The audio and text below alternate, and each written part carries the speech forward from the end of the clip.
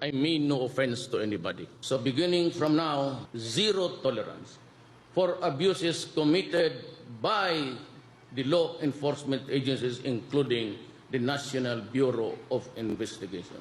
Do not taint yourself in the company of known criminals and criminal syndicates. You will be sorry.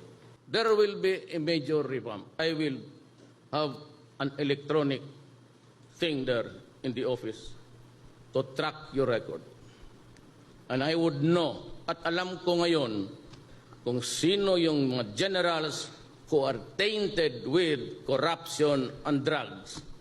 And you know that I know, we all know, you better resign. You have no more future in the police. Joke with anybody else, but not me. Do your duty, I will die for you. Do your duty, and if in the process you kill 1,000 persons because you are doing your duty, and I will protect you. And if they will try to impeach me, I will hurry up the process and we go out of the service together. Dudublihin ko yung sweldo niya. Double your salary. Let me tell you now, I will not run this country with a corrupt police. Do not do it. Ever again. Ever again. Kayong mga, the younger ones, never mind about retiring. For the next 6 years, build a track record of performance that is good. Because I will plot your history, your personal history. Yung nakakaso kayo na may mga kidnapping, I will review your, and I will like to talk to you. In Malacanang, dalawa lang tayo. Sabihin mo sa akin kung anong gusto. My job is to bring peace.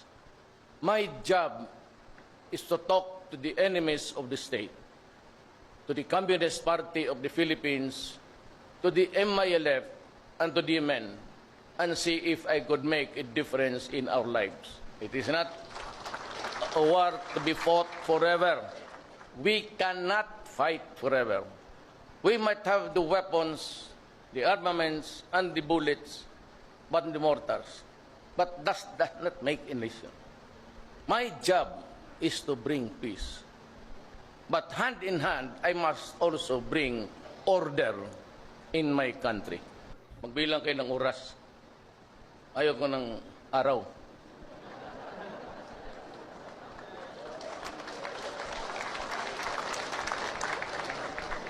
The drugs must be suppressed. It cannot be eliminated. For as long as the greed for money is there, the very corrosive effect of money has had an impact on our society. There are a lot of people, lives destroyed using it.